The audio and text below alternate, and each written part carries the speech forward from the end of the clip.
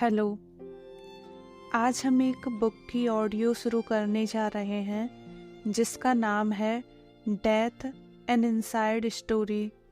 यह बुक सद्गुरु द्वारा लिखी गई है। इस बुक में मृत्यु के बारे में बहुत अच्छे से समझाया गया है। सद्गुरु लिखते हैं, यह बुक उन सभी के लिए है जो एक दिन मरने वाले हैं। सद्गुरु आगे लिखते हैं, क्या आप जानते हैं कि एक दिन आप मर जाएंगे? वैसे मैं आपको लंबे समय का आशीर्वाद देता हूँ, लेकिन फिर भी आप एक दिन मरेंगे ही। हम आपके जीवन में दूसरी बातों के बारे में निश्चित नहीं हो सकते। हम नहीं जानते कि आपकी शादी होगी या नहीं, या आपको कोई नौकरी मिलेगी या नहीं, आप कामयाब होंगे या नहीं, लेकिन यह एक घटना आपके जीवन में होनी निश्चित है। आप सीधे अपनी कब्र या चिता पर जाएंगे। मनुष्य की सबसे बड़ी नादानियों में से एक है मृत्यु को केवल दूसरे लोगों से जोड़कर देखना, मानो यह कोई काल्पनिक घटना है जो दूसरों के साथ होती है, हमारे साथ नहीं। मृत्यु को जानने के लिए किसी भारी शोध या बुद्धि, यहाँ तक कि पढ़ाई की भी आवश्यकता नहीं है। यह ज्ञान हर मनुष्य में पहले से ही मौजूद है। फिर भी हमें लगता है कि हमारे पास असीमित जीवन है। इस स्थिति को भारतीय महाकाव्य महाभारत में सबसे अच्छी तरह से व्यक्त किया गया है। 5 पांडव राजकुमार जंगल में भटक गए थे। भूख से पीड़ित और मुरझाए हुए वे भोजन और पानी के लिए आसपास के पहाड़ों में भटक रहे थे। तभी उन्हें एक तालाब नजर आया और जब वे उससे पानी पीने की कोशिश करने लगे तो एक सफेद सारस के रूप में उनका सामना एक यक्ष यानी एक दिव्य प्राणी से होता है। वह यक्ष जोर देता है कि वे पहले उसके द्वारा पूछे जाने वाले सवालों का उत्तर दें। केवल एक पक्षी के कहने पर रुकने से इनकार करते हुए एक एक करके वे तालाब से पानी पीने की कोशिश करते हैं और मृत्यु को प्राप्त होते हैं। उनमें केवल युधिष्ठिर बचते हैं जो सबसे बड़े हैं। सदा से ही विनम्र और सदाचारी युधिष्ठिर अपनी प्यास को भूलकर यक्ष को जवाब देने लगते हैं। उनमें से एक सवाल होता है, जीवन का सबसे बड़ा आश्चर्य क्या है? बिना झिझके युधिष्ठिर सुप्रसिद्ध उत्तर देते हैं, हर पल सैकड़ों हजारों लोग मरते हैं, फिर भी मूर्ख मनुष्य अपने आप को अमर समझता है और मृत्यु के लिए तैयार नहीं होता। यही जीवन का सबसे बड़ा आश्चर्य है। यक्ष उनके उत्तर से इतना संतुष्ट हो जाता है कि वह उन्हें तालाब से पानी पीने की अनुमति तो देता ही है, उनके भाइयों के प्राण भी लौटा देता है। यह सब 5000 साल पहले हुआ था, लेकिन मृत्यु को लेकर तब से अब तक मानवीय मानसिकता में बहुत ही कम बदलाव हुआ है। वास्तव में तो जन्म लेने से पहले ही हमारे भीतर मृत्यु घटित होना शुरू हो जाती है।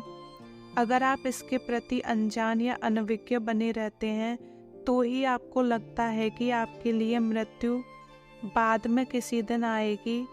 यदि आप जागरूक हैं तो आप देखेंगे कि जीवन और मृत्यु हर पल घटित हो रहे हैं। अगर आप थोड़ा और सचेतन होकर सांस लें तो आप पाएंगे कि हर आती हुई सांस में जीवन है और हर जाती हुई सांस में मृत्यु। जन्म लेते ही सबसे पहला काम जो एक बच्चा करता है वो है सांस लेना, और जो आखिरी काम आप अपने जीवन में करेंगे वो होगा सांस छोड़ना। अभी आप सांस छोड़ें और अगर अगली सांस ना ले पाए तो आप मर जाएंगे। अगर आप इसे समझ नहीं पाए हैं तो एक सांस लीजिए, अपनी नाक को बंद कीजिए और अगली सांस मत लीजिए। कुछ ही पलों में आपके शरीर की हर कोशिका जीवन के लिए तड़पना शुरू कर देगी। जीवन और मृत्यु का क्रम हर पल हो रहा है। हर सांस में वे दोनों एक साथ मौजूद हैं, उन्हें अलग नहीं किया जा सकता। उनका रिश्ता तो सांसों से भी आगे जाता है। सांस की प्रक्रिया तो केवल सहायक की भूमिका कर रही है। असली प्रक्रिया तो जीवन ऊर्जा या प्राण की है। वही भौतिक अस्तित्व को नियंत्रित करती है। प्राणों पर कुछ विशेष महारत हासिल करके कोई व्यक्ति लंबे समय के लिए सांस लिए बिना रह सकता है। सांस की आवश्यकता थोड़ी तात्कालिक है, लेकिन यह उसी श्रेणी में आती है जिसमें खाना और पीना। मृत्यु एक बहुत ही मूलभूत पहलू है, क्योंकि एक छोटी सी घटना और हो सकता है कि आप कल सुबह ना उठें। कल सुबह ही क्यों, कभी कुछ हो सकता है और अगले ही पल आपके जीवन की लौ बुझ सकती है। अगर आप किसी दूसरे प्राणी की तरह होते तो शायद आप यह सब सोचने में समर्थ ना होते, लेकिन जब आप मानव बुद्धि से संपन्न होते हैं तो आप जीवन के इतने महत्वपूर्ण पहलू को अनदेखा कैसे कर सकते हैं? आप कैसे इससे बच सकते हैं और ऐसे जी सकते हैं मानो आप यहाँ हमेशा रहने वाले हैं? ऐसा कैसे है कि यहाँ लाखों सालों से रहने के बाद मनुष्य अभी भी मृत्यु के बारे में कुछ खास नहीं जानते? वैसे देखा जाए तो वे जीवन के बारे में भी कुछ नहीं जानते। सद्गुरु बताते हैं कि जब मैं स्कूल में था तब एक घटना घटी जिसने मृत्यु के प्रति मेरे कौतूहल को बहुत गहरा कर दिया। उस समय मैं 13 साल का था। स्कूल में मैं काफ़ी असामान्य बच्चा था, लेकिन आमतौर पर मुझे कोई तंग नहीं करता था क्योंकि मैं उन सब की पिटाई कर देता था। लेकिन वहाँ सुचरिता नाम की एक लड़की थी जो थोड़ी अजीब सी थी और किसी कारण से वो मुझे चिढ़ाती रहती थी, जग्गी महान जग्गी महान। मैं चिढ़ जाता था लेकिन अनसुना कर देता था। एक बार छुट्टियां खत्म होने के बाद वह स्कूल वापस नहीं आई। हर दिन जब हाजिरी के लिए उसका नाम पुकारा जाता तो हम में से कोई मज़े के लिए लड़कियों की आवाज़ निकालकर उसकी हाजिरी लगाने की कोशिश करता। ऐसा कुछ दिनों तक चला, लेकिन उसके बाद उस लड़की के भाई ने, जो उसी स्कूल में हमसे 2 साल पीछे था, हमें बताया कि छुट्टियों के दौरान उसकी बहन निमोनिया होने से मर गई थी। इस बात से मैं हिल गया, इसलिए नहीं कि कोई मर गया था, बल्कि इसलिए कि कोई इंसान जो जिंदा था और हमारे बीच मौजूद था वो बस ऐसे ही गायब हो गया था। इस बात ने मुझ पर बहुत गहरा असर डाला। वह लड़की मेरी ही उम्र की थी, क्लास में बहुत कुछ करती थी और अब अचानक से वो चली गई थी। उन्होंने कहा कि वह मर गई, लेकिन मैं जानना चाहता था कि वो कहाँ जा सकती थी। उससे पहले तक मुझे लगता था कि केवल बूढ़े लोग ही मरते हैं, लेकिन मेरी हमउम्र उस लड़की ने मृत्यु को मेरे दरवाजे पर ला खड़ा किया था। अब यह कौतूहल का सवाल नहीं रह गया था, बल्कि इसने अस्तित्व पर एक सवालिया निशान लगा दिया था। मैं जानना चाहता था कि मरने के बाद आखिर लोग जाते कहाँ हैं और मृत्यु के बाद होता क्या है। इस घटना के होने से पहले भी मैं यह सवाल कई लोगों से पूछ चुका था। मैंने कस्बे में शमशान भूमियों में भी बहुत सारा समय बिताया था, लेकिन अभी भी मुझे नहीं पता चला कि मृत्यु के बाद होता क्या है।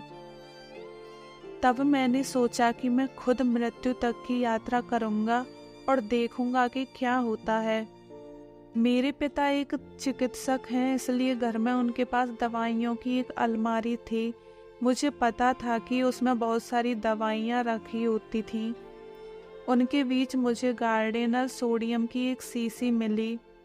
यह नींद लाने वाला एक कार्बनिक यौगिक है जिसकी अधिक मात्रा जानलेवा हो सकती है। उस शीशी में 100 गोलियां होनी चाहिए थी, लेकिन जब मैंने उन्हें बाहर निकाल कर गिना तो वहाँ सिर्फ 98 थी। किसी ने उसे खोल दिया था और 2 गोलियां इस्तेमाल कर ली थी। मैंने सोचा कि 98 गोलियां मेरी मृत्यु का कारण बनने के लिए काफ़ी होंगी। इसके बाद मैंने अपनी अलमारी को टटोला।